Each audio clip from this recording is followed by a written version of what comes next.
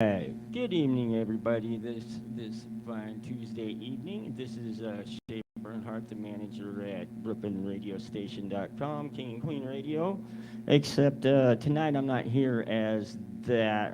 This is my own private show as an artist and shaman. The shaman name. Hey, he has the heart of the bear and the artist Infinite Sorrow. And we got a good show for you tonight here on BrooklynStation.com. We're going to do, originally I was going to take some notes and move right along and share a little bit of the details of the lost book of Enki as translated by Zachariah Sitchin.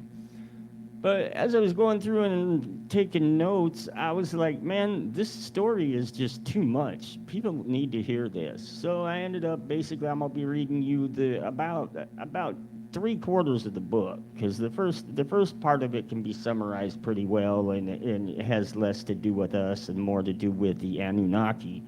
Um, it's going to be a good show this evening.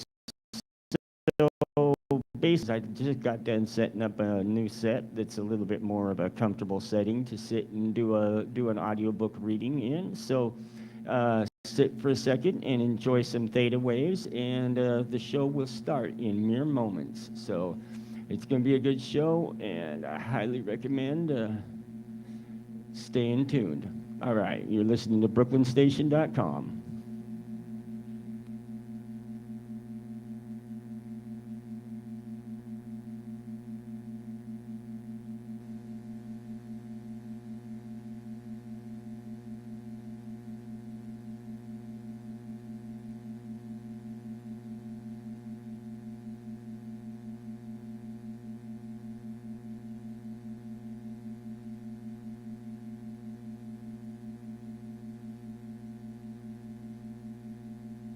Oh no, he's done it again. Now, the very important thing I told my daughter and granddaughters, no serious guys till you're 30. No what? No serious guys till you're 30. I'll keep that in mind. At least. Yeah, that's not creepy at all, is it? Getting into a young girl's personal space and telling her not to have any boyfriends until she's 30. And look at how the alarmed Secret Service dude tries to stop this being taped once he sees that Joe has reverted back to this peculiar behaviour. Because this is nothing new. Indeed, creepy Joe being handsy, inappropriate and invading people's personal space was something the US media used to note. Even the far-left CNN used to report on his weird antics. There are hugs where you just throw up your arms and go for it. And then there are hugs that keep going and going and going. Joe Biden wouldn't let Hillary go as they met on the tarmac at Scranton Airport. About 4 seconds into the hug, they semi-disengage. Nothing to see here, right? Wrong, because the vice president wouldn't unhand Hillary for almost 16 seconds. Notice how many times she tries to tap out. She lets it go, he does not. She tap out. Nope, she's just, no, he's still holding on. Okay, second tap out. For God's sake, Joe, you gotta let go. This latest awkward hug would not have been microanalyzed if it hadn't been for all the other overly handy Biden moments. Critics collect them. Times when he gently rearranges a young girl's hair and whispers in her ear, then rearranges some more. There's nothing pervy here. The VP knows he's on camera at these swearing-in ceremonies, and the parents are right there as he leans in for a kiss. Yes, in the days before Biden was president or running to be president, even leftist outlets were happy to tell you about his bizarre behaviour. Perhaps his most famous hands-on moment came when he put his hands on the wife of Defense Secretary Ash Carter. Got a lot of thanks to give out. Conservatives panned it. This is the creepiest thing. And so did some liberals. No, that ain't right, man. That ain't right. Why are you appeared to smell her hair? At least the VP didn't get that close to Hillary. Now, the late-night comedians used to marvel at Joe's disturbing episodes before Trump broke their brains and turned them into humorless DNC propagandists. I can still see it! from the ancient past to the present, to figure out why the world is so bloody screwed up today, and why most of us, and especially the young people today, find this world utterly, completely incomprehensible. They do not resonate with anything, what's going on. Most of us are confused about what's going on in politics. We don't understand why things are just getting worse and worse and worse when the answers should be so bloody simple. And yet things are just getting more and more complicated. So clearly whatever is going on is going in the wrong direction. And that's why we have things like nostalgia, where we keep reminiscing about the good old days. Isn't that just that alone is a reminder that things used to be better in the past, because they're certainly not getting better into the future. So the concept of nostalgia is a reminder that we should wake up and do something about this future that we're hurtling towards. It's not looking pretty at this stage. But the good news is that there is a shining light at the end of this tunnel, which will end on the very high note tonight. So if you feel at any stage that this information is really dark and depressing, because it can get dark and depressing, I want to remind you that that's just the foundation for the information of what we can do as a species to get ourselves out of this mess. And I like to always work with the positive in mind, because if we don't, then there really is no purpose to this life as I see it today, personally. So why does it matter that we connect the dots from the past? Because if we don't know who we are and where we come from, how could we possibly know where we are going? That's actually a quote from Jurassic Park, believe it or not. So what I'd like to ask you tonight is to keep an open mind at all times, because the information, the further I go down this rabbit hole, the more disturbing it becomes. And I'm sure many of you are aware of this already. And there is no bottom to the rabbit hole. It just gets weirder and weirder and weirder. And some of the information I'm going to share with you tonight is getting to that point where I don't know if I can actually talk about some things in public at this stage. Some things I have to edit myself, because if I talk about some things in public, which I've tried, I come under incredible attacks. And I don't want to alienate any people. My whole purpose is to unite people, not to divide people anymore. We bloody divided enough. So let's share information that actually is going to act as a platform to unify people and give us a direction forward instead of create more division. So some level of editing is necessary from time to time to keep that unifying factor going. So let's kick this off. The world is covered in countless, unimaginable numbers of ancient, megalithic, ancient sites built by civilizations and people that we know nothing about. Every year, every month, every week, new sites are being discovered. And I know that Hugh Newman, for example, is one of those people that keeps discovering new, incredible sites. Some of the things he shared with me over the last few days just blew my mind. So we have no idea of what happened on this planet. We just literally are like babies waking up from a deep sleep, trying to figure out who we are, where we come from, and why we're here, while there's this unwritten, unknown history of our planet that probably goes back a lot further and is a lot more weird and strange and unimaginable that most of us could possibly fathom. And it's these strange structures like this that were built by some people in ancient times. And when they were finished building this one, they decided to go from South America to just up the road here and build one of these. They said, let's drag a bunch of rocks from Wales and put them up in a circle. And somebody said, well, why should we do that? Because it's cool.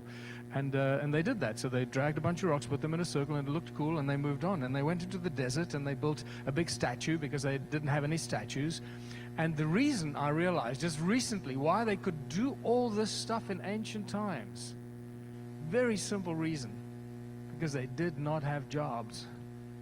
They didn't have jobs to go to every day. They had all this time on their hands to do stuff with. Say, what shall we do today? Hey, let's go and build some of these pyramidal kind of things right next to this big statue in the desert. So they went and they built big pyramidal stuff, and they went out somewhere out near Israel and then built these big platforms with giant rocks, and they went up the mountain in South America, and they built more rocks that fitted into each other, and they thought, wow, it'll freak out people in the future. And they went and built, carved big statues and put them under a roof of solid stone and rock, and because they needed statues and they needed some place to go and worship and offer food to these statues. And then they went up the mountain and they built faces, wall faces with faces sticking out them. And why did they do that? Because it's going to freak people out. And they did that because they had all this time. And then they had a board meeting under a tree like people in ancient times did, like they still do in Africa, because they didn't have jobs. They had just this time, and they had a board meeting under a tree. And one of the guys said, look, what we've never done yet is dig a hole and surround the hole with giant stones. So they said, well, let's do that. So they did that. Why should we do it? Because we can. So they did that. And then one said, wow, that's amazing, huh? I said, what did I just hear you say? Did you say, huh? I said, wow, I think that is a really cool letter for an alphabet. We don't have an alphabet yet, but I think let's start with her as a first letter of the alphabet. So they went up the mountain and they carved a whole lot of hers, and they left them behind to confuse us. And then one of them said, you know what we've never done? We've never carved a whole city out of solid rock. So they went up the mountain and carved a whole city. And they said, we need more pillars on top of a platform. So they built more pillars on a platform. Somebody said, we need more stairs with pillars. So they built more stairs with pillars. And then what is clearly evidential is that these people could hold their breath for a long, long time, because then they went under the water, under the oceans, and they did this only because they could hold their breath. Otherwise, they could never do this. Then they went into the jungles and they built these kind of things. They're really scary. And they built more statues and chopped their heads off because that was freaky. And then another guy said, what we've never done is taken a big rock and hollow the rock out. So they went and they hollowed a bunch of rocks out, and they scattered them throughout Siberia, and then they went back into the desert and they carved out big blocks and put them on top of each other like Lego blocks, and they covered it with sand because they thought it would be fun, just cover it with sand. And then they built this big thing that when you look at it from the top, it vibrates. It looks like it's moving and vibrating. And then they put these bell-like things on top of it to do something, and we don't quite know what it was. And the amazing thing is that they did all this stuff with hammers, chisels, ropes, and pulleys. And this is what our historians are still trying to convince us of today. That is the most remarkable and unbelievable thing. Even the next most unbelievable thing is that pretty much everything I shared with you here so far, all of these structures are either in the northern hemisphere or along the equator. Very little has ever happened in the southern hemisphere. And that's a big problem, until you discover the vanished civilizations of southern Africa. Because if southern Africa is supposed to be this cradle of humankind that we keep being told about, there must be stuff that happened there in ancient times. And that's exactly what it is. The vanished civilizations of southern Africa is a big, big deal. I've only recently started to realize what a big deal it is, because until I started talking about this on the large scale and the numbers that we find these ancient ruins in southern Africa, there was very little knowledge or information written or available about that. So welcome to my part of the world and my life, to the stone circles and the vanished civilizations of southern Africa that left behind more than 10 million circular stone ruins that are absolutely spectacular only when you start looking at them from the air. Each one is completely unique, and some of them are very large, some of them are small, some of them look insignificant, some of them look like beautiful flowers, and you'll notice that they're all connected to each other by these channels. They do not stand alone. You'll notice that they have extended structures that are covered by soil that move away from the stone circles as we see them sticking out of the ground today. And it just goes on and on. What you're looking at is the largest cluster of stone ruins found anywhere in the world today. It makes everything else pale into insignificance. Sometimes they run for 100 by 100 kilometers, connected, all stone circles that are not standalone. They're all connected by channels and this weird spider's web effect that holds all of these circles and the channels together.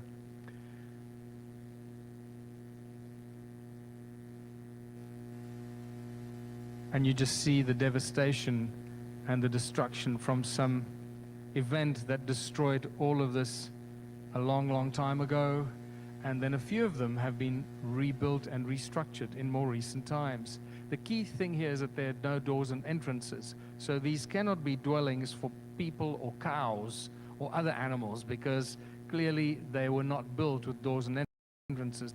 The archaeological drawings from 1939 clearly indicate that they have no doors and entrances, that they're circular structures all connected to each other by these channels looking like a bunch of grapes here in this image.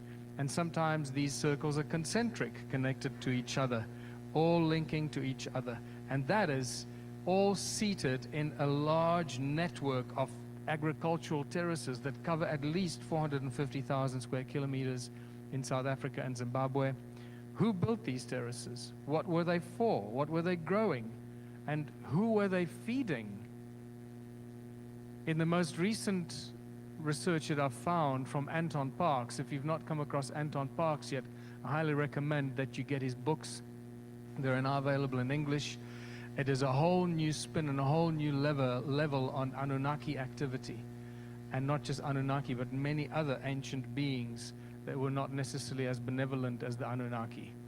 A whole new look at the Sumerian language as a prototype language to pretty much every language in the world today.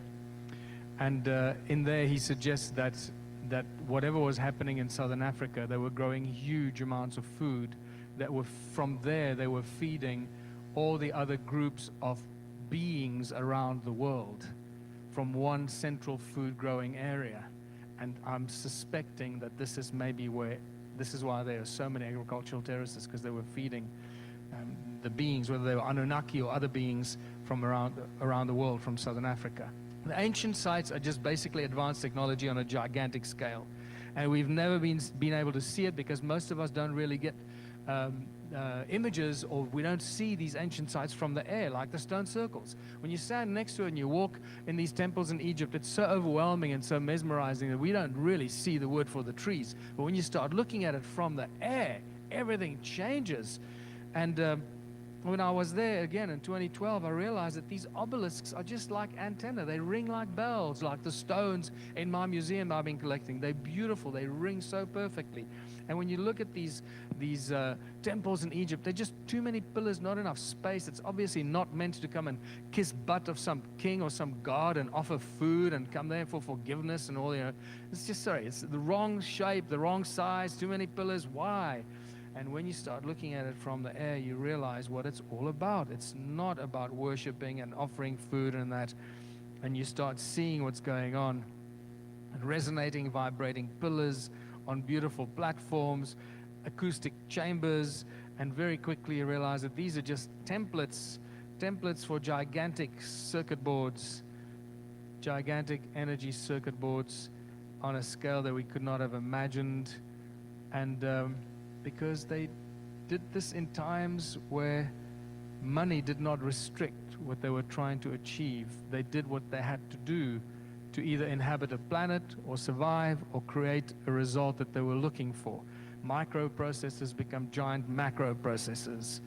And this is one of my favorite images. You can just imagine what historians are telling us about the kind of worshiping that used to go in these places here.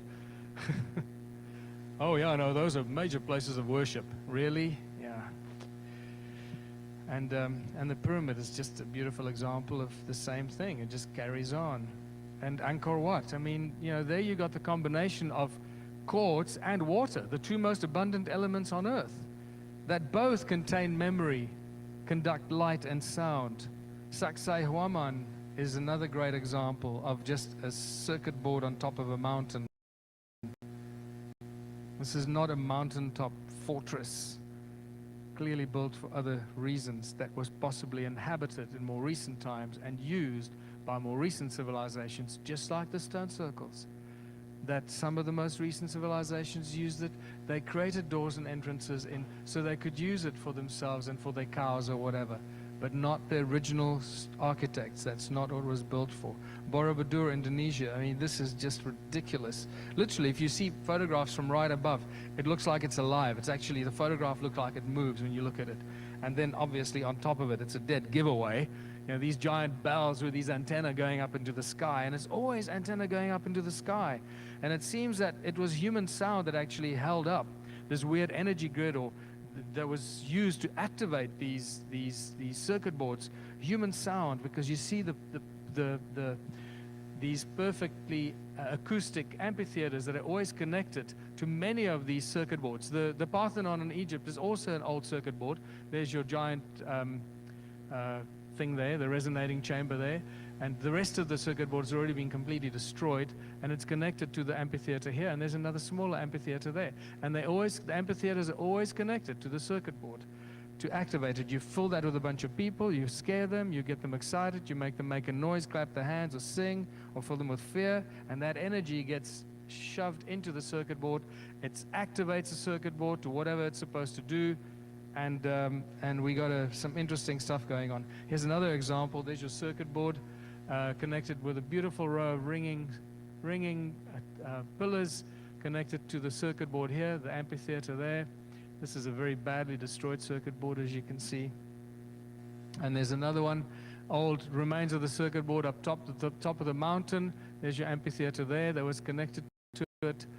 And there's another one here in North Africa, in Algeria. Here they put the circuit board, they put the amphitheater right into the heart of the circuit board. It's really badly destroyed. And so it goes. And nothing has changed in 2018. Temples have just become churches, towers, steeples. Who came up with this idea of this giant cone sticking up into the sky? Who was the architect that came up with this? Why do churches and places of worship have to have this architecture? You know, it's been...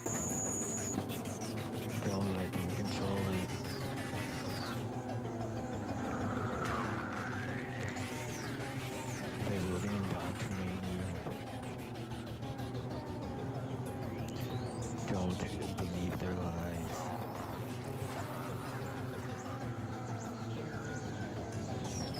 It's all bullshit.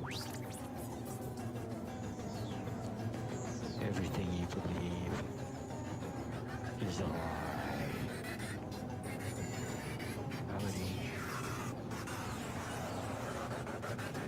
It's control over your belief.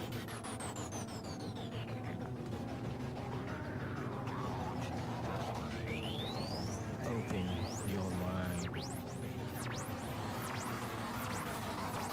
Don't let them control you.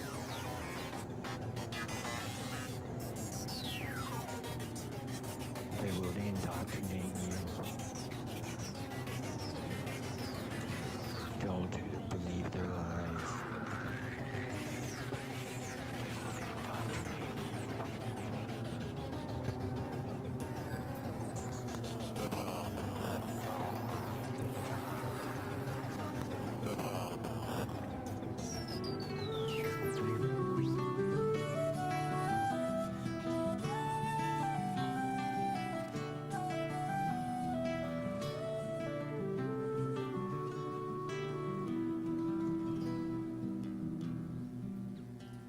Sudosi budosi naranjanasi samsara maya pariyajitesi samsara swavanam chajamohad nidram najanma mrityur traisat swarupi Sudosi budosi naranjanasi samsara maya pariyajitesi samsara swapanam chajamohad nidram najanma mrityur traisat swarupi Sudosi budosi naranjanasi samsara maya pariyajitesi samsara swapanam chajamohad nidram najanma mrityur traisat Sudosi budosi naranjanasi samsara maya pariyajitesi samsara swapanam chajamohad nidram najanma mrityur traisat swarupi You are forever pure, you are forever true, and the dream of this world can never touch you. So give up your attachment and give up your confusion and fly to that space that's beyond all illusion. You You are forever pure, you are forever true, and the dream of this world can never touch you. So give up your attachment and give up your confusion and fly to that space that's beyond all illusion. You are forever pure, you are forever true, and the dream of this world can never touch you. So give up your attachment and give up your confusion and fly to that space that's beyond all illusion. You are forever pure, you are forever true, and the dream of this world can never touch you. So give up your attachment and give up your confusion and fly to that space that's beyond all illusion. Sudo se budo se naranjana se samsara maya pariya jete se samsara svapanam trajamoha nidram najanma mrityur arupi. Sudo se budo se naranjana se samsara maya pariya jete se samsara svapanam trajamoha nidram najanma mrityur trisatsvarupi. Sudo se budo se naranjana se samsara maya pariya jete se samsara svapanam trajamoha nidram najanma mrityur trisatsvarupi.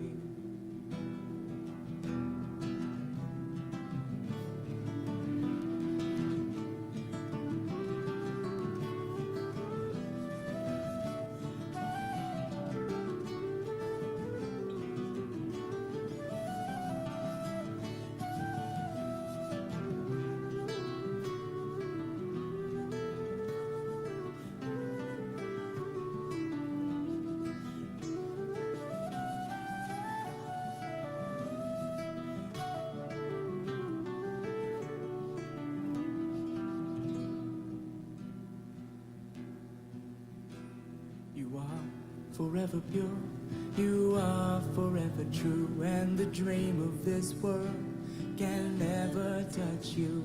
So give up your attachment and give up your confusion and fly to that space that's beyond all illusion.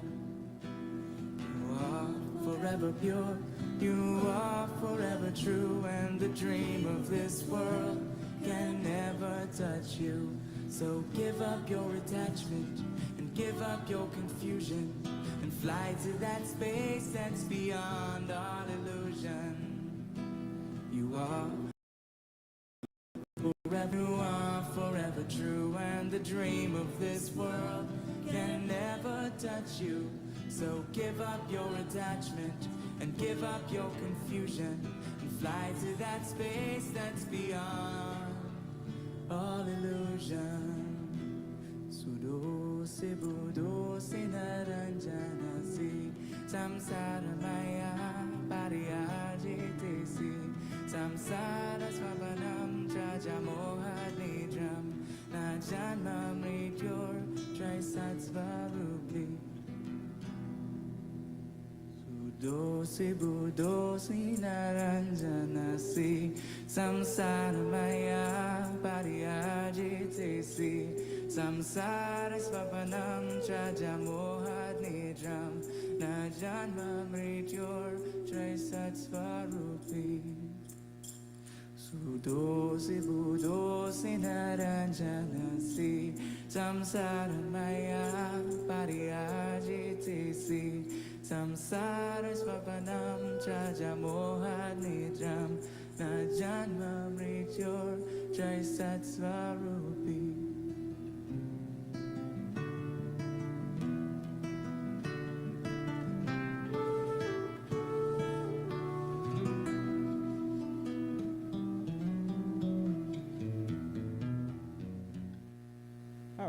All right. That is a beautiful song, and that was by Shimshai, actually, and as a matter of fact, I spoke to him and told him about the introduction to my show and got his endorsement to use that song as part of the introduction behind my song, right? Because mine's a little bit more along the lines of it was made when I was kind of angry about some of the things I had been learning throughout my studies, and it's like.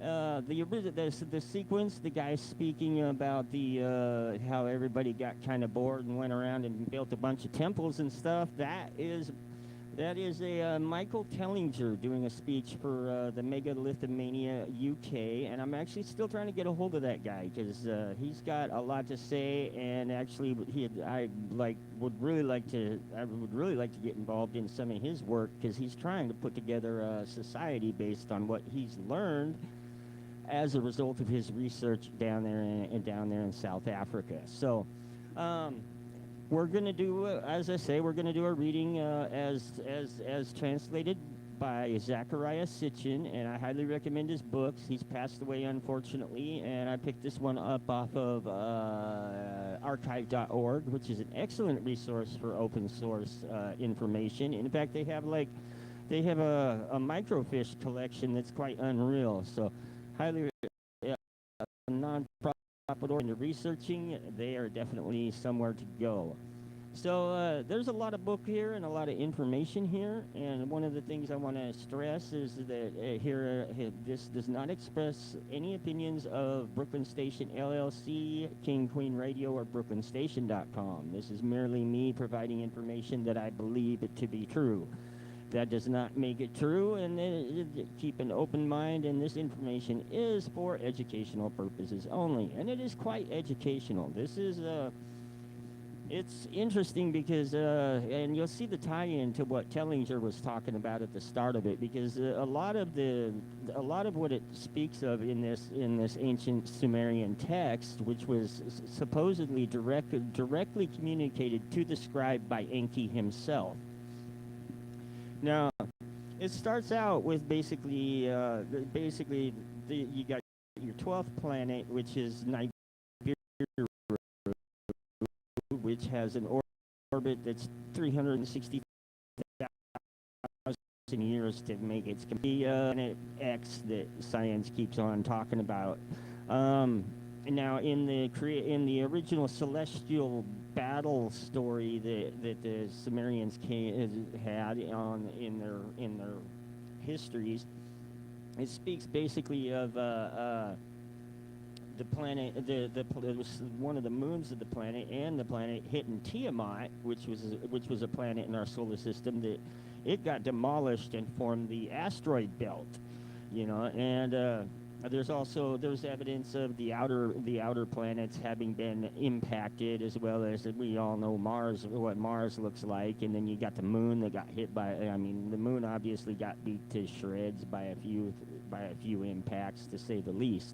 Now, I forget the exact date this book is copyright at, and it's like, however, it's quite old if you think about it. I mean, we're talking the 70s, I believe, is when he was writing his books, and the 80s, I believe, and basically a lot of discoveries we've made since then have done nothing but basically back up these histories. So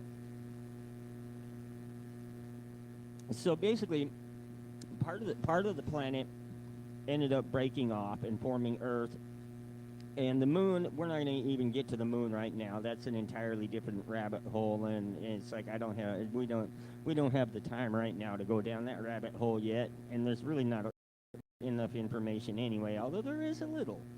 Anyway, back to what I was saying. All right, so basically, then millions of years later, and this is. The Anunnaki were originally supposed to have arrived about almost 500,000 years ago. I think it was like 456,000 years ago or something like that.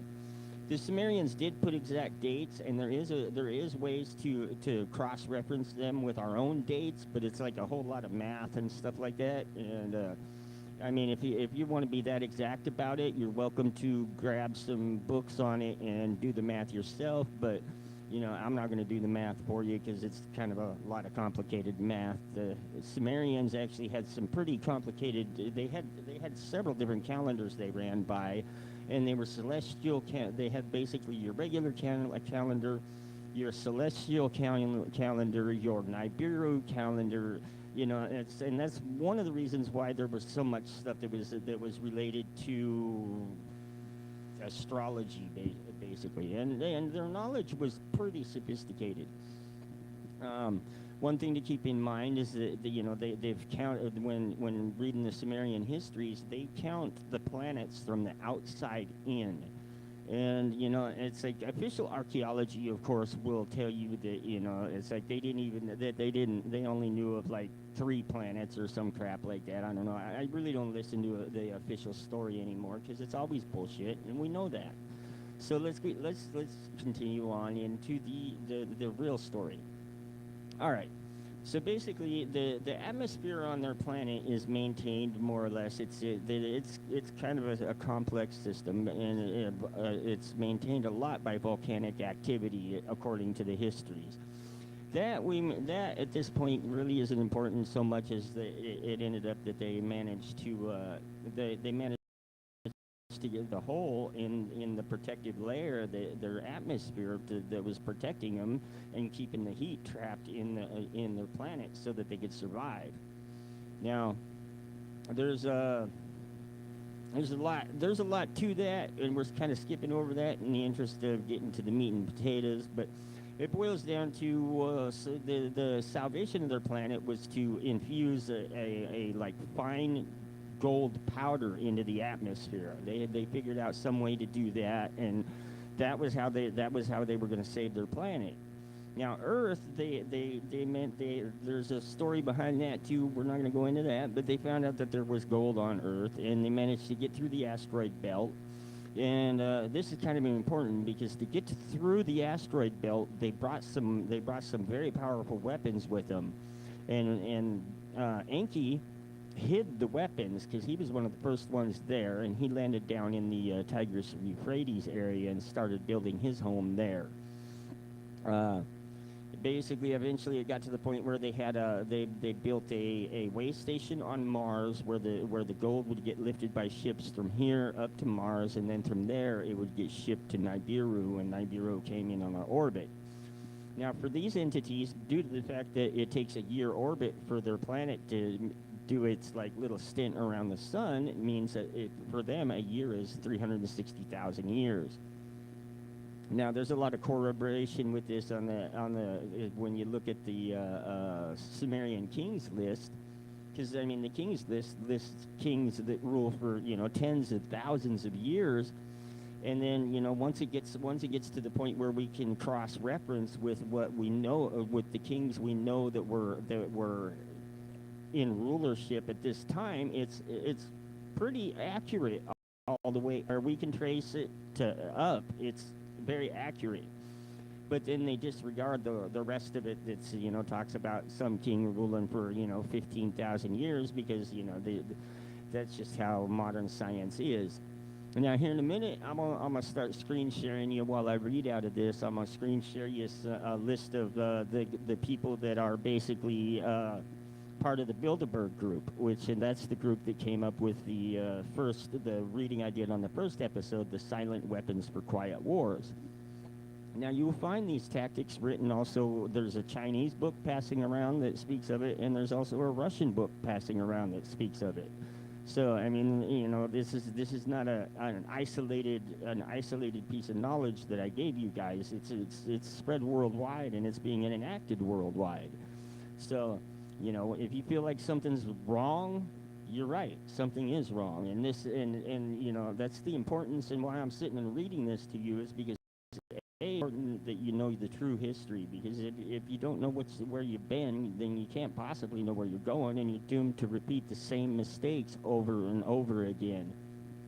Now, this book, we won't get it finished today, but on the next episode, we'll get towards the end of it, and you'll understand when I say that we will be doomed to repeat the same mistakes over and over again, because, it's like we are, if you haven't noticed, repeating the same stupid mistakes over and over again. And this here story has a lot of the same stupid mistakes in it that we've been making. So it's like these mistakes have been being made for quite some time, unfortunately. Let's see. So basically, they originally intended to basically filter the gold out of the water because, of course, ocean water and salt water has a lot of gold in it. But unfortunately, what they found was that just didn't quite work for them. They just couldn't get enough doing it that way. So they decided to do it a different way. Now, this is basically where I'm coming in, because it's like the reason they had to start mining and basically digging mines, digging big old holes in the ground, and then of course from there they would have to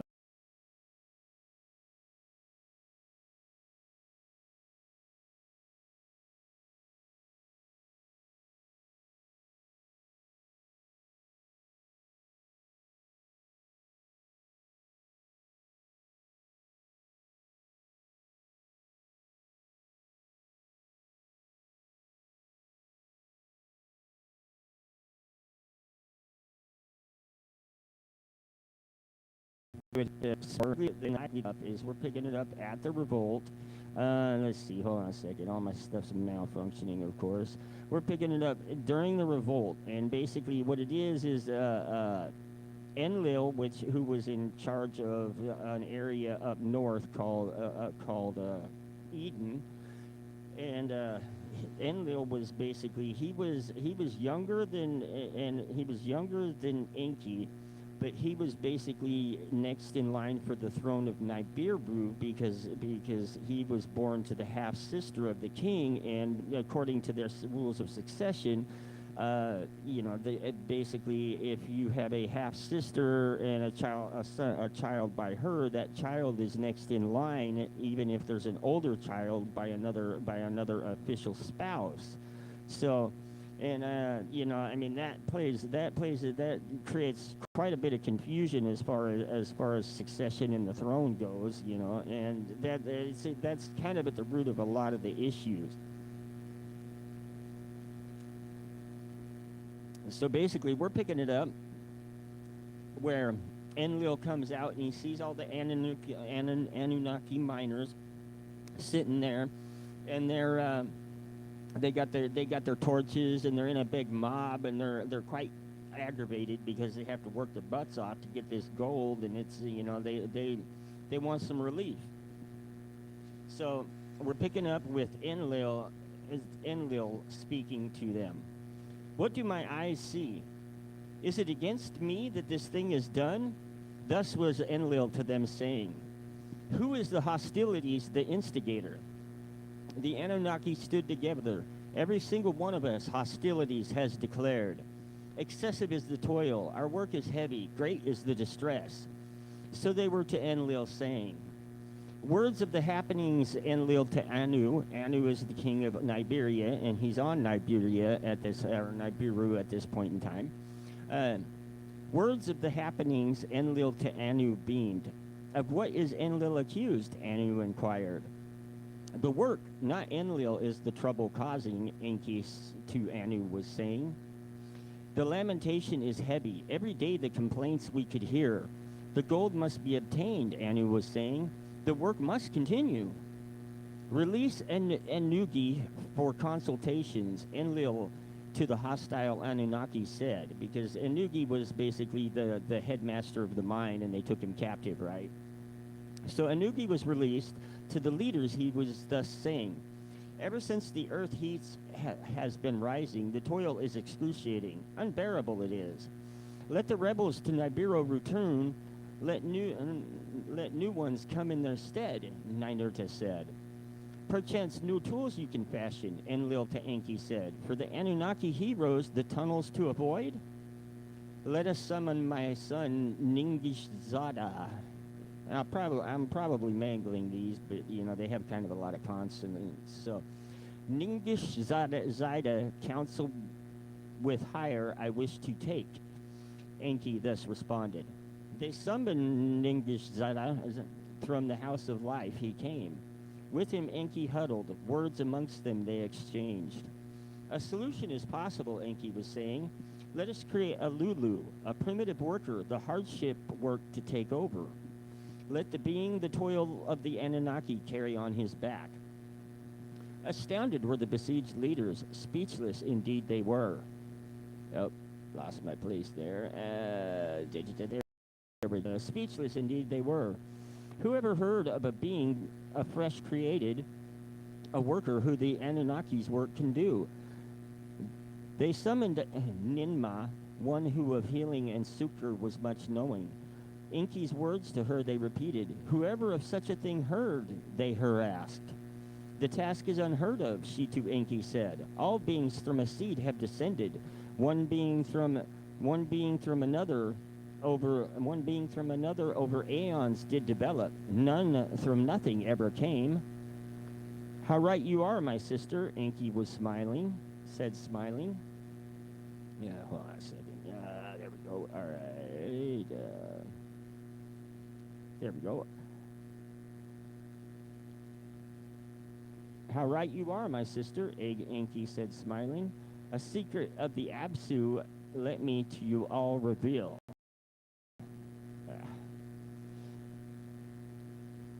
All right, hold on one second. There. And the Absu, that's Africa, by the way, South Africa specifically. So those ruins that he was talking about there in South Africa.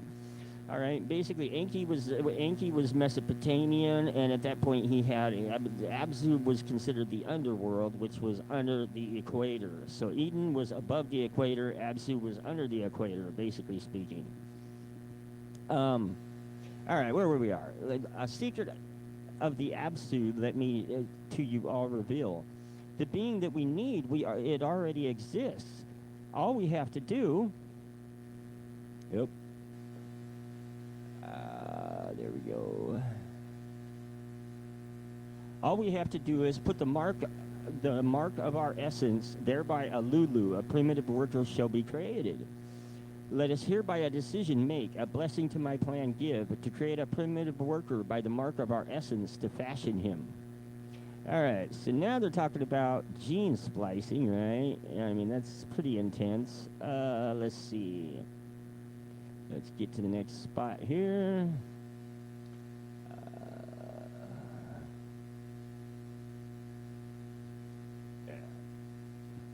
Sorry, my computer, of course, is acting up. It always does that. So, all right. So, let me get that. There we go. All right.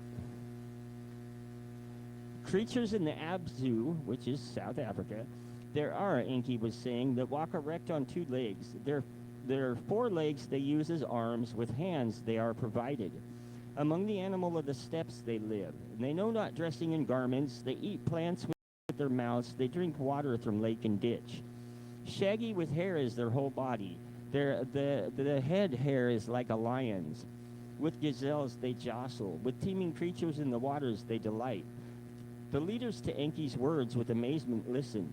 No creature like that has ever in the Eden has been seen, Enlil, disbelieving, said. Aeons ago on Nibiru, our predecessors like that might have been, Ninma was saying. It is a being, not a creature, Ninma was saying. To behold it must be a thrill. To the house of life Enki led them. In strong cages there were some of the beings. At the sight of Enki and the others, they jumped up. With fists on the cage bars they were beating. They were grunting and snorting. No words were they speaking. Male and female they are, Enki was saying. Male hoods and female hoods they have. Like us, from Nibiru coming, they are procreating. Ningish Zida, my son, their fat is tested. Akin to ours it is, like 2 serpents, it is entwined. All right, so they're talking about DNA right there, like 2 serpents, it is entwined. When there with our life essence shall be combined, our mark upon them shall be. A primitive worker shall be created. Our commands, there's my cat, our commands will be understood. Our tools he will handle, the toil in the excavations he shall perform. To the Anunnaki in the Absu, relief shall come. Oh, let's do that. I think maybe that helped. Oh, yep. All right, so let's see. There we go.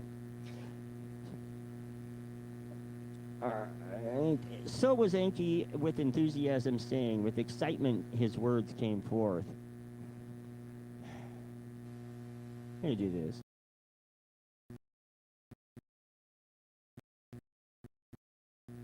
There we go. Just resistance for me ever telling this, which is annoying, to say the least. All right. Let's see. With the...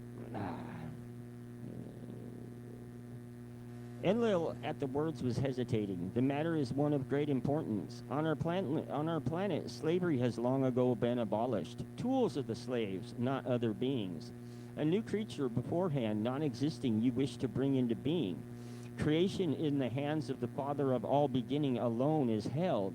So again, I say this does not contradict any spiritual faith because these guys believed in a higher power greater than them. So eventually, you know, it explains what this will eventually get into what happened with them and the hubris. But it's important to keep in mind that there's several times throughout this text that they speak of the Father of all beginnings. So, you know, it's like, again, I'm not contradicting any faiths. I'm just saying that, you know, it's like we're being misled by our leadership, and that's deliberate. All right. The being already, yeah.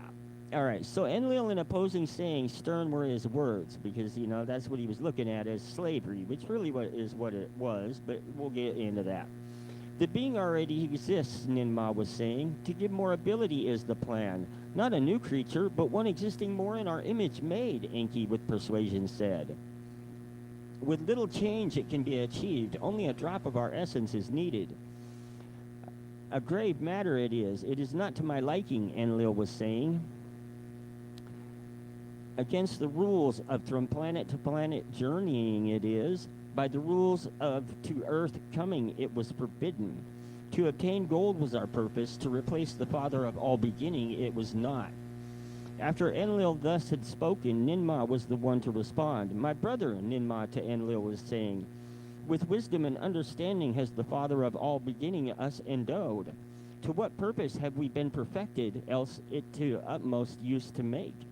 With wisdom and understanding has the Creator of all our life essence filled to what we capable are, is it not for which we have been destined? With little change,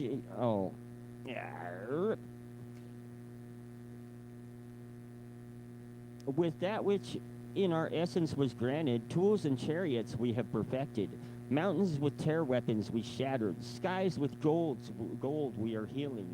So was Ninurta to his birth-giving mother, saying, let us with wisdom new tools fashion, not new beings create.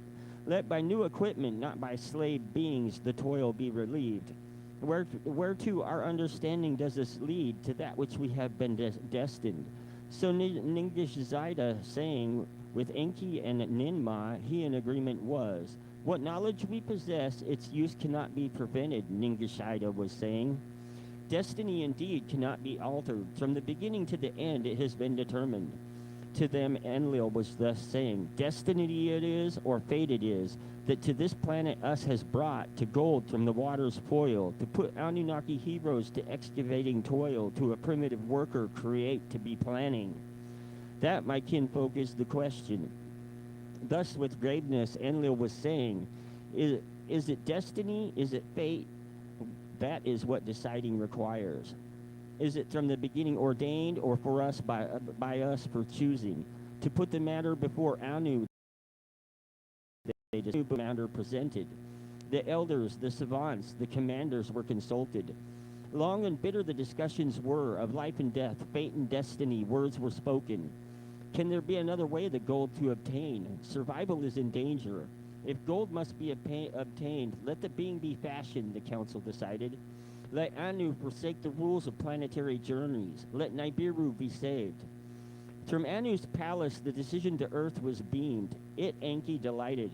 Let Ninmah my helper be, of such matters understanding she has, which Ninmah was his half sister. So if he could get her to himself, he could mate with her and reclaim his birthright, right? At Ninmah with a longing he was gazing. Let it be so, Ninmah was saying. Let it be so, Enlil did say. By Enugi was the decision to the Anunnaki in the Absu announced. Until the being is achieved, to the toil willingly you must return, he said. There was disappointment, rebellion there was not. To the toil the Anunnaki returned. In the house of life, in the Absu, how to fashion the being, Enki to Ninmah was explaining. To a place among the trees, Ninmah he directed. A place of cages it was. In the cages there were odd creatures. Their lights in the creature they possessed. Creatures of two kinds, by their essences combined, to Ninmah Enki was showing. To the house of life they returned, to a clean place with brightness shining they led her. In the clean place, Ningajada to Ninmah the life essence secrets was explaining. How the essence from two kinds combined can be, he to her was showing. The creatures in the tree cages are too old, monstrous they are, Ninmah was saying. Indeed so, Enki responded. To attain perfection, for that you are needed. How the essences to combine, how much of this, how much of that to put together, in which womb conception to begin, in which womb should the birth be given. For that your succor and healing understanding are needed. The understanding of one who gave birth, who is a mother, it is required. When Ningajada, she surveyed the sacred formulas that on MEs were secreted. How this and that were done of him she inquired. The creatures in the tree cages she examined, the two-legged creatures she contemplated. By a male inseminating a female are the essences transmitted. The two entwined strands separate and combine an offspring to fashion. All right, again, they're talking about DNA here. Let a male Anunnaki, a two-legged female impregnate. Let a combination offspring be born. Thus did Ninmah say. That we have tried. With failures it resulted, to her Enki responded. There was no conceiving, there was no birth. Now this is the account of how the primitive worker was created. How Enki and Ninmah, with Ningajida assisting the being fashioned. Another way the admixture of essences to attain must be tried, Ninmah was saying. How the two strands of essences to combine, one way must be found. That which from the earth is the portion must not be harmed. To receive our essence in graduations, it must be shaped. From the ME formulas of Nibiru's essence, only bit by bit could be attempted. In a crystal vessel, Ninmah an admixture was preparing. The oval of a female two-legged she gently placed. With ME Anunnaki seed containing, she the oval impregnated. The oval back into the womb of the two-legged female she inserted. This time there was conceiving. A birth was indeed forthcoming. The allotted time for birth-giving the leaders awaited with anxious hearts the results they were seeking. The allotted time arrived. There was no birth-giving. In desperation, Ninmah a cutting made. That which was conceived with tongs she drew out. So, cesarean. A living being it was. With glee, Enki shouted, "We attain, Ningajida!" With joy cried out. In her hands, Ninmah the newborn held. With joy she was not filled. Shaggy, with hair all over the newborn. His foreparts like of the earth creatures were. His hind parts to those of the Anunnaki more akin they were. They let the two-legged female, the newborn nurse, with her milk him to suckle. Fast was the newborn growing. What on Nibiru a day was, a month in the Absu was.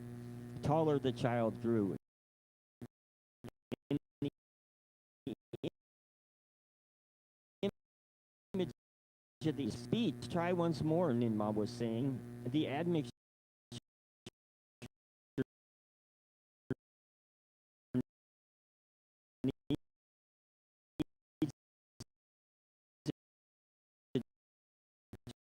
adjusting.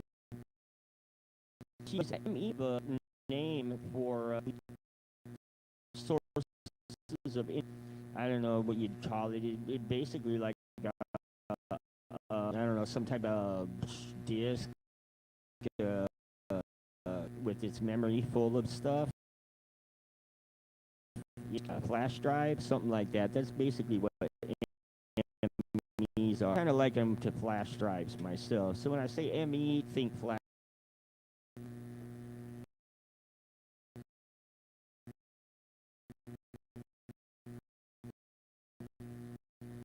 Go. The essences in the ME's Ninma carefully took from one bit she took out from another. Then in the crystal bowl, the oval of an earth female she inseminated. There was conception at the appropriate time, there was birth giving. This one more in the likeness of the Anunnaki was. They let his birth mother him suckle, they let the newborn to a child grow. Appealing he was by his looks. His hands to hold tools were shapen. His senses they tested, but they found they were deficient. The earth child could not hear. His eyesight had faltered. Again and again, Ninma rearranged the admixtures. Of the ME formulas, she took bits and pieces. One being had paralyzed feet, etc., etc. One had trembling hands. A malfunctioning liver had the other. One had hands too short in soup. One where are they? Okay, enki. All right. One had hands too short to reach the mouth. One had lungs for breathing unsuited. Enki, by the results, was disappointed. A primitive worker is not attained to Ninma, he was saying. What is good or is bad in this being by trials I am discovering, Ninma to Enki responded. To continue for success, my heart prompts me. Once more the admixture she made. Once more the newborn was deficient. Perchance this shortfall is not in the admixture, Enki to her was saying. Perchance neither in the female's oval nor in the essence is the hindrance. Not of Nibiru's crystals use the vessel, of the clay of the earth make it. So was Enki with great wisdom possessed to Ninma, saying, Perchance what is earth's own admixture of gold and copper is required. This was Enki, he who knows things, prompting her to use the clay of the Abzu. In the house of life, Ninma made a vessel out of the clay of Abzu. As a purifying bath, she shaped the vessel within it to make the admixture. Gently into the clay vessel, the oval of an earth female, the two-legged she put. The life essence from an Anunnaki's blood extracted she in the vessel placed. By the ME formulas was the essence directed. Bit by a correct bit was it in the vessel added. Then the oval thus fertilized into the womb of the earth female she inserted. Into the womb, basically that one came out bad too, and then Enki's solution was, into the womb of the earth female the fertilized oval was always inserted. Perchance this is the remaining obstruction. Of who the fertilized oval nurtures to birth-giving carries, in our image and after our likeness is to be, perchance an Anunnaki womb is required. So skipping a little bit there, and basically what she does is they use an Anunnaki surrogate mother, and that Anunnaki has a child, and smooth was his skin, smooth as the Anunnaki skin it was. Like dark red blood was its color, like the clay of the Abzu was its hue. They looked at his malehood. Odd was its shape, by a skin was its forepart surrounded. Unlike the Anunnaki malehood it was, a skin from its forepart was hanging. Let the earthling from us Anunnaki by this foreskin be distinguished, so was Enki saying. Adamu, I shall call him, Ninma was saying. One who like earth's clay is, that will be his name. So Adamu. A model for primitive workers we have indeed attained, Enki was saying. Now a host of workers like him are needed. Ninkashada, his elders reminded, a model indeed he shall be. As for himself, like a firstling he shall be treated. From toil he himself shall be protected. His essence alone as a mold shall be. So was Enki saying, by his decree Ninma was greatly pleased. Alright, so let's see. So basically, they started artificially inseminating Anunnaki females with this hybrid so that they could breed these workers, but they were finding it to be rather slow. So they were debating on the solution, and again, the female ones we have to fashion, Enki was saying, for male counterparts to be. Let them know each other as one flesh the two to become. Let them by themselves procreate on their own childbirthing make. The Emmy formulas you must change, from male to female adjustment make. So did Enki to Zina say. Let's skip forward a little bit. They do that. They change the mixture. They inseminate. They inseminate one of the females, of course. And let's see, my computer. There we go. The 10th month, a month of evil fates, they begin to call because the baby was not born at 9 months, and at 10 months, Ninmah, the lady whose hand wombs has opened, with a cutter and incision made. Her head was covered. On her hands, protection she wore. With dexterity, the opening she made. Her face at once was brightened. That which the womb was from the womb came forth. A female birth was given. To Ninki with joy she shouted. The newborn's visage and limbs were carefully examined. Of good shape were her ears. Her eyes were not clogged. Her limbs were proper, hind parts like legs, foreparts like hands were shaped. Shaggy she was not, like beach sands was the hue of her head hair. And it goes on to describe that. All right, hold on a second. My computer acting up again. I hate this. And won't let me move it to the other screen either, which really sucks. All right. Just a second. There we go.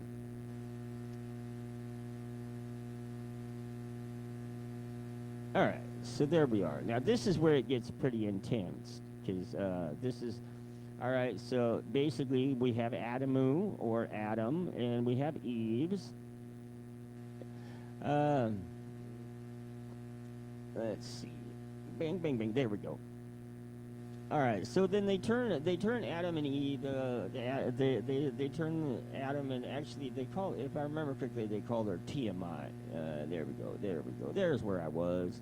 Dang computer. There we go. It just messes up right there for some reason. All right. Yeah, Tiamat let her name be, the mother of life, Ninki was saying. Like the planet of old, which the earth and the moon were fashioned, let her be called. From her womb's life essences, other birth givers shall be molded. So then in 7 vessels of clay of the Absu made Ninmah ovals of the 2-legged females placed. The life essence of Tiamat she extracted bit by bit in the vessels she had inserted. In the vessels of the clay of the Absu made, Ninmah the admixture formed. Incantations as the procedure befits she was uttering. In the wombs of the birth-giving heroines, the fertilized ovals were inserted. There was conception at the allotted time. Birth-giving were occurring. At the allotted time, 7 female earthlings were born. So they told them to, go forth, be fruitful, and multiply, except they had 7 male and 7 females, and basically they were not able to reproduce. And so so they placed them in. They took them up to. They had them up there in. They had them up there in Eden, and they put them together there to breed, and then let them together grow up. Malehoods and femalehoods attain. Let the males and females inseminate. Let them by themselves offspring beget. So were they to each other, saying, as for Adamu and Tiamat, from the toil of the excavation they shall be protected. Let us them to the Eden being over, to the Anunnaki therein our handiwork displayed. So was Enki to the others, saying, with that the others did concur. To Eridu in the Eden, the city of Enki, Adamu and Tiamat were taken. An abode in an enclosure for them was built. To roam therein they could. The Anunnaki of the Eden came to see them. From the landing place they came. Enlil came to see him. By their sight his displeasure was diminished. Enki saw them mating. The males and females were inseminating. Conceiving there was not. Birth-giving there was not. Enki the matter deeply pondered. The creatures once combined he contemplated. None, not one of them, had offspring begotten. By two kinds combined, a curse has been created, Enki to the others said. Let us the essences of Adamu and Tiamat afresh examine, Ningishida was saying. Their emis bit by bit to be studied. What is wrong to ascertain? In Sharubak, in the House of Healing, the essences of Adamu and Tiamat were contemplated. With the life essence of Anunnaki males and females, they were compared. Like two intertwined serpents, Ningishida, the essences separated. Arranged like 22 branches on a tree of life were the essences. Their bits were comparable. The images and likenesses they purposely determined. 22 they were in number. The ability to procreate they did not include. Another 2 bits of the essence in the Anunnaki present Ningishida to the others showed. 1 male, 1 female. Without them there was no procreating. So was he to them explaining. In the molds of Adamu and Tiamat, the combining, they were not included. All right, so now the Sumerians in their histories that were written who knows how long ago, because archaeology lies to us, they're talking about the number of strands in DNA. It took us a while to figure that one out. They locked the doors behind them. The 3 with the 2 earthlings alone remained. Upon the 4 others, Ningishida a deep sleep caused to descend. The 4 he made unfeeling. From the rib of Enki, the life essence he extracted. Into the rib of Adamu, the life essence of Enki he inserted. From the rib of Ninma, the life essence he extracted. Into the rib of Tiamat, the life essence he inserted. Where the incisions were made, the flesh therein he closed up. Then the 4 of them, by Ningishida, were awakened. It is done, he proudly declared. To their tree of life 2 branches have been added. With procreating power, their life essences are now entwined. Let them freely roam. As one flesh, let them know each other, Ninma was saying. In the Eden's orchards to freely roam, Adamu and Tiamat were placed. Of their nakedness they became aware. Of malehood and femalehood they were knowing.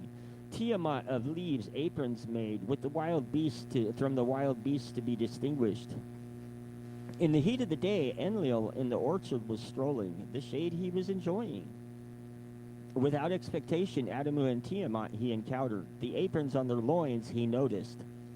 What is the meaning of this? Enlil wondered. Enki for explaining he summoned. The matter of procreation, Enki to Enlil explained. The 7 and 7 had failed, to Enlil he admitted. Ningishida, the life essence, examined an additional combining was needed. Great was Enlil's anger. Furious his words were. The whole thing was not to my liking. For acting as creators I had opposed. The being that we needed already exists, so were you, Enki, saying. All we need is put our mark on it, thereby primitive workers to fashion. Healing heroines put themselves at risk. Ninma and Ninki were endangered. To no avail it was all. Your handiwork was a failure. Now the last bits of our life essence to these creatures you have given. To be like us in procreation, knowing perchance our life cycles on them to bestow. Thus did Enlil with angry words speak. Enki, Ninma, and Ningishida summoned with words Enlil to pacify. My lord Enlil, Ningishida was saying, knowing for procreation they were given, the branch of long living to their essence tree was not. Ninma then spoke up. To her brother Enlil she was saying, what was the choice, my brother, to end it all in failure, Nibiru in doom to face its fate, or to try and try and try, and by procreation let earthlings the toil undertake? Then let them be where they are needed, Enlil with anger said. To the Abzu, away from Eden, let them be expelled. To the Abzu, away from Eden, let them be expelled. So did Enlil the command decree. From the Eden to the Abzu, Adamu and Tiamat were expelled. They had a son and a daughter, twins to the earth beings were born. With understanding were the primitive workers endowed of commandments they were comprehending. To be with the Anunnaki they were eager. For food rations they toiled well. Of heat and dust they did not complain. Of backbreaking they did not grumble. Of the hardships of work the Anunnaki of the Absu were relieved. The vital gold to Nibiru was coming. Nibiru's atmosphere was slowly healing. Nanar and Ningol, twins, were born. A daughter and a son they were. Inanna and Utu by Ningol they were named. With them, a third generation of Anunnaki on Earth was present. For the offspring of the leaders, tasks were allotted. Some olden chores were divided. Easier among the offspring they were made. To the olden chores, new tasks were added. Upon the earth, the warmth was rising. Vegetation flourished. Wild creatures overran the land. The rains were heavier. Rivers were gushing. Abodes repairing needed. Upon the earth, heat was increasing. The snow-white parts to water were melting. The bars of the seas of the oceans were not containing. From the depths of the earth, volcanoes and brimstones belching.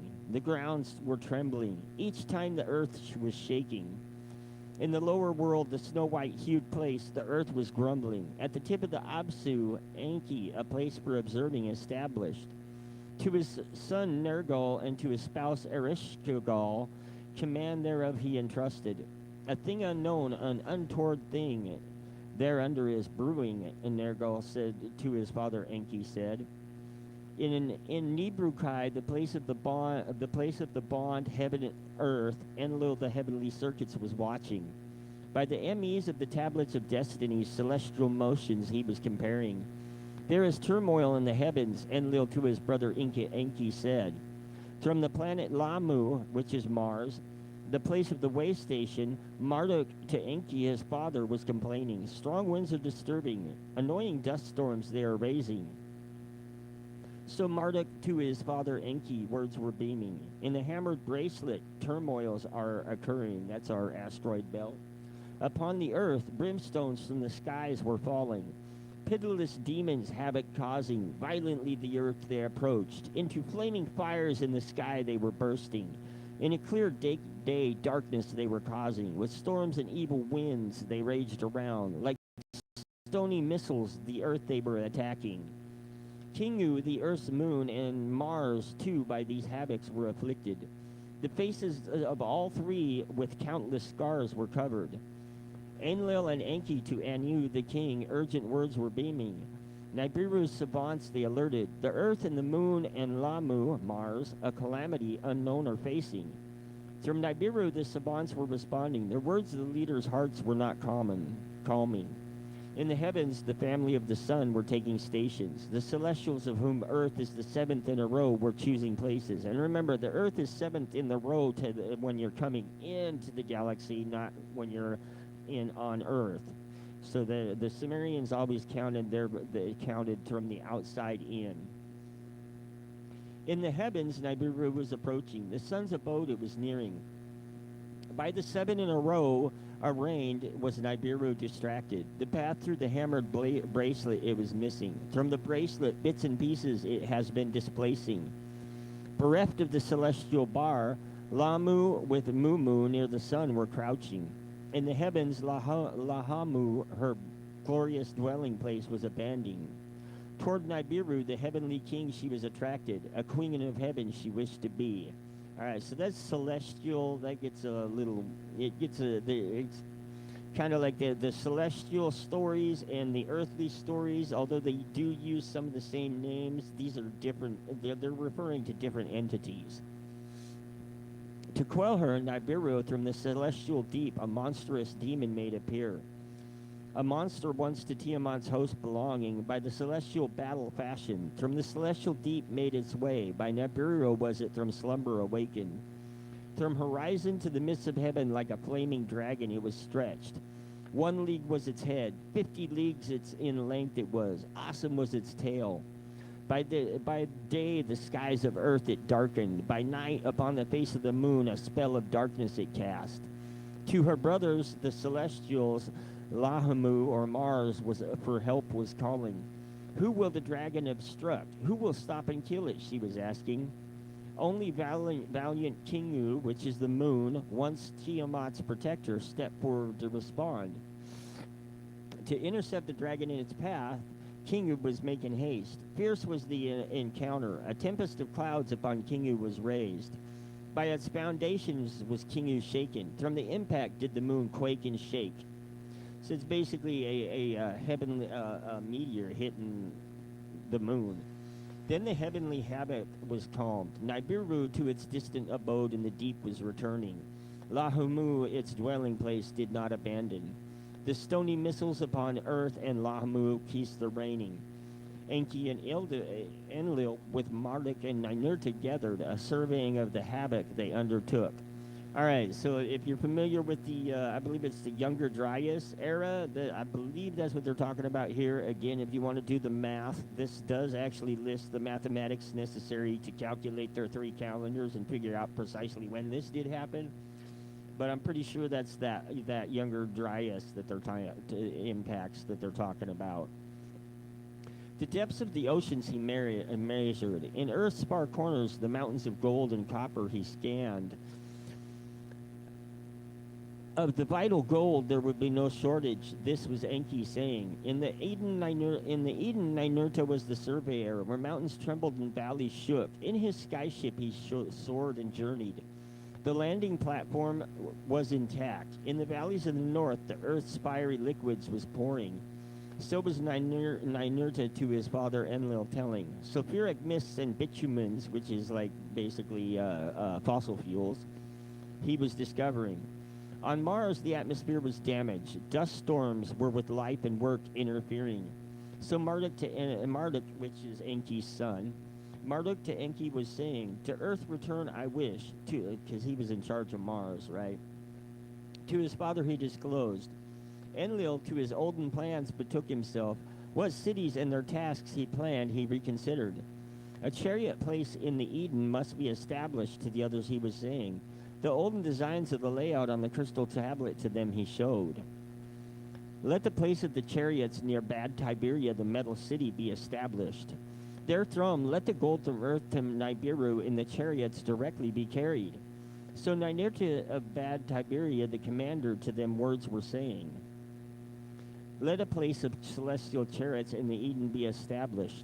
Nearer the place where the gold ores are smelted and refined, let it be built. Let the pure gold in the chariots directly from earth to Nibiru be carried. Of great merit is the plan, my brother, Enki to their father Anu was saying. A great disadvantage in its core it is holding.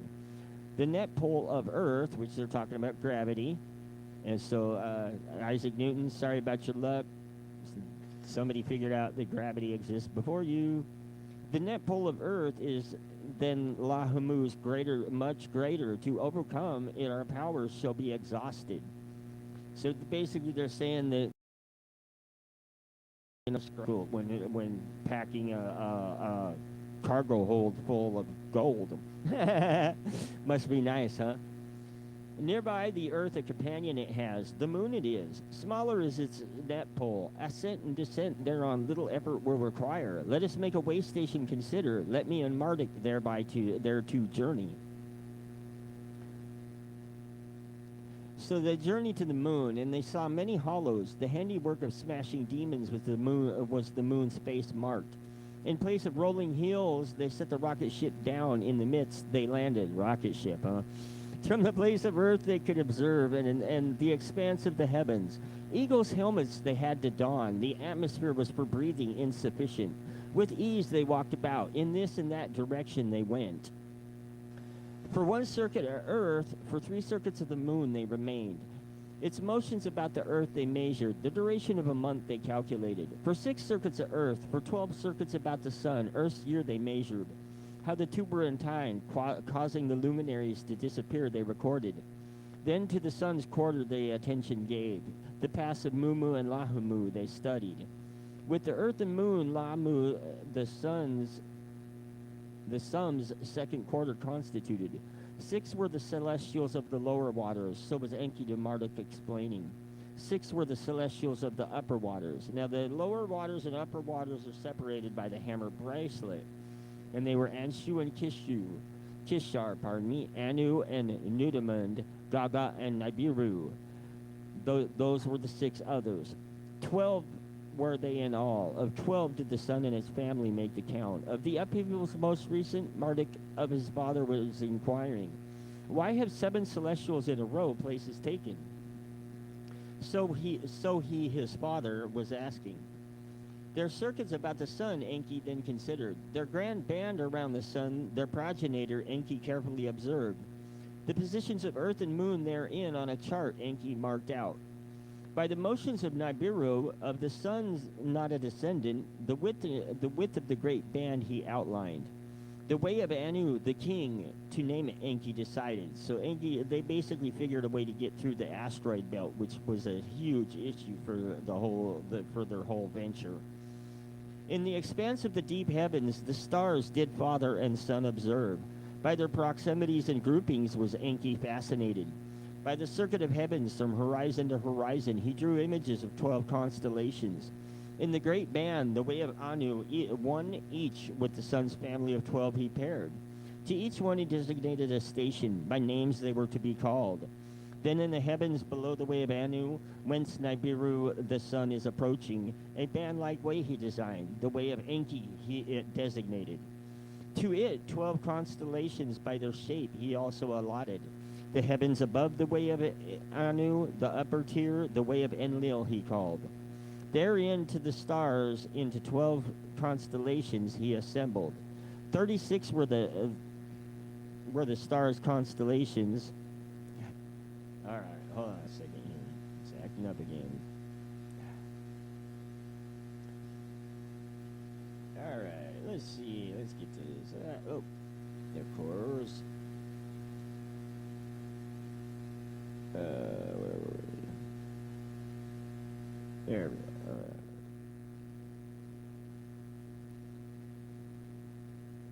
All right. 36 were the stars' constellations. In the 3 ways were they located. So were the Earth's position designated as around the sun it travels. The start of the cycle of celestial time, the measure Enki to Marduk indicated. When on Earth I had arrived, the station that was ending by me, the station of the fishes, was named. The one that followed after my name title, he of the water I called. So Enki is basically, he is Pisces. So Enki with satisfaction and pride to his son Marduk was saying, your wisdom the heaven embraces, your teachings any own understanding extend. But on earth, on Nibiru, knowledge and rulership are separated. So did Marduk to his father say, my son, what is it that you do not know? What is it that you are missing? The secrets of the heavens, the secrets of the earth with you I have shared. Alas, my father, Marduk was saying, there was agony in his voice. When the Anunnaki in the Abzu, the toil ceased, and the primitive worker you set to fashion, not my mother, but Ninmah, the mother of Ninurta, to assist you was summoned. Not I, but Ningishida of me, the younger, to help you was invited. With them, not with me, your knowledge of life and death did you share. My son, Enki to Marduk responded, to you command was given of the Igigi and the Lamu to be supreme. Alas, my father, to him Marduk was saying, of supremacy by fate we are deprived. You, my father, are Anu's firstborn, yet Enlil, not you, is the legal heir. You, my father, were first to splash down and Endu establish, yet Eridu is in Enlil's hands, yours in the distant Abzu. I am your firstborn. By your legitimate spouse on Nibiru was I born. Yet the gold in the city of Ninurta is assembled, their throne to send or to withhold. The Bible of Nibiru is in his hands. In my hands it is not. Now the earth we are returning, what will my task be? Am I to fame and kingship fated, or again to humiliated be? In silence did Enki embrace his son. On the desolate moon to him a promise was made. Of that of which I have been deprived, your future lot shall be. Your celestial time will come, a station mine adjoining yours shall be.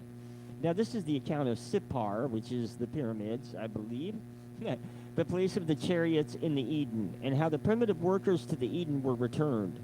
For many circuits of the earth, from the earth were father and son absent.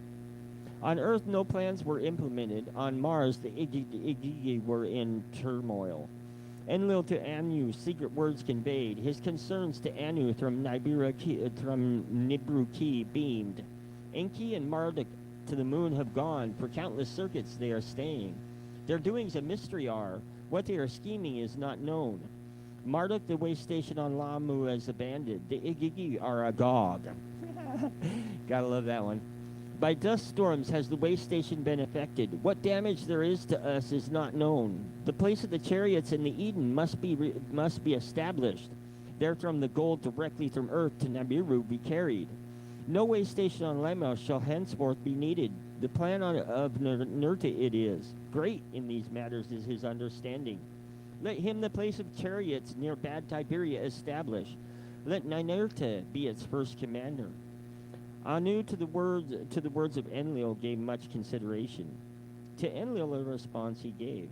Enki and Marduk to earth are returning. What about the moon they have found? Let us first to their words listen. From the moon Enki and Marduk departed, to earth they did return. Of conditions thereon they gave account. A way station is unfeasible now, so they reported. Let the place of the chariots be built, Anu was saying.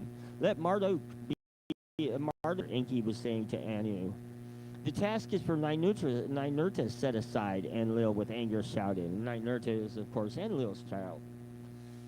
For the Igigi command is no more needed. Of the tasks Marduk knowledge has. Of the gateway to heaven let Marduk be in charge, so did Enki to his father say. Anu the matter with concern contemplated.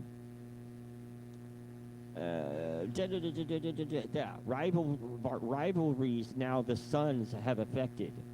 With wisdom was Anu endowed. With wisdom were his decisions.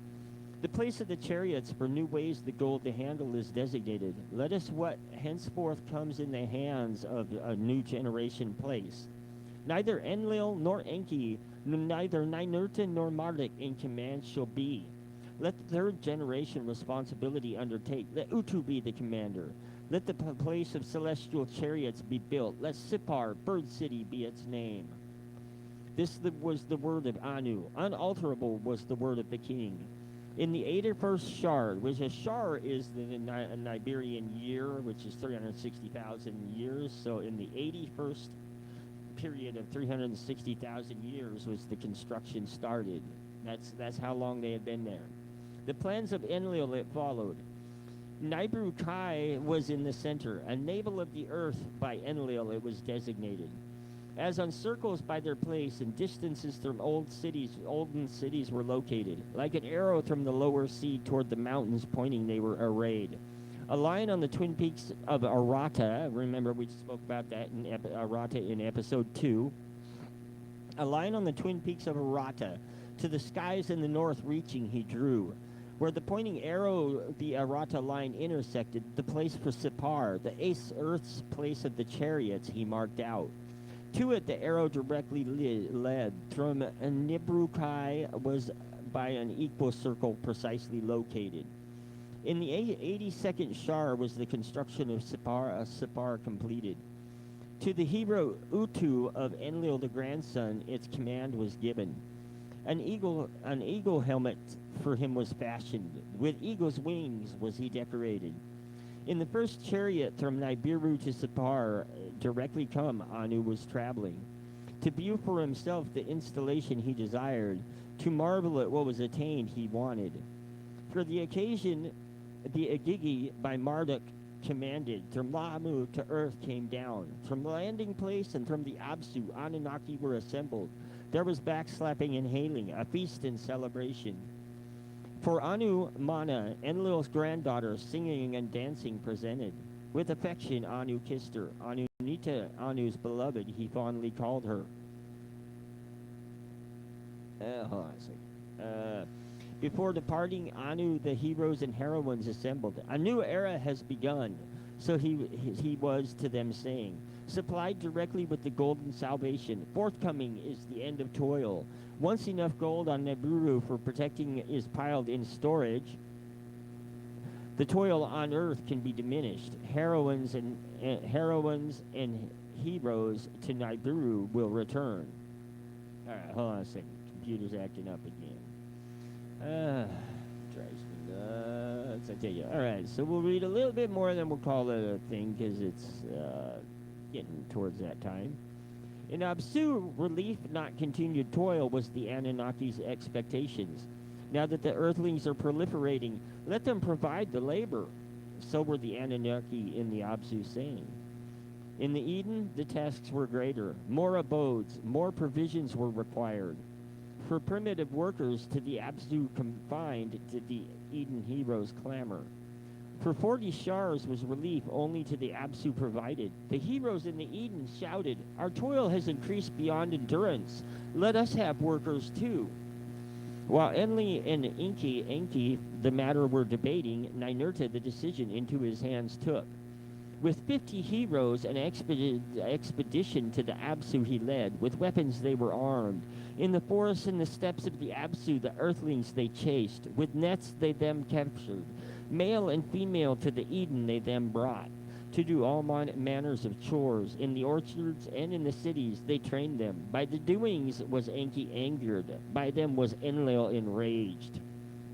My expelling of Adamu and Tiamat you have overturned, so Enlil to Ninurta said. Let the mutiny once in the Absu occurring, not in the Eden, be repeated, so to Enlil Ninurta said. With the Earthlings in the Eden, the heroes were becalmed. A few more shars and it will no longer matter. So did Ninurta to Enlil say. Enlil was not appeased. With grumbling, let it so be, to his sons he said. Let the gold pile up quickly. Let us to Nibiru soon return. In the Eden, the Anunnaki, the Earthlings with admiration observed. Intelligence they possessed. Of commands they had understanding. They took over all manner of chores. Unclothed they were tasks performing. As the Earthlings grew in numbers... Alright, hold on a second. This thing is killing me. I don't know why it acts up like this, but I can't get it to scroll. Alright, as the Earthlings grew in numbers, workers the Anunnaki had. With food, the Anunnaki were not satiated. Alright, hold on a second. I wish I could get this on the other screen so I can get it to work. But it won't do it. I don't know what it is. Here, let me close this. There we go. Yes, alright.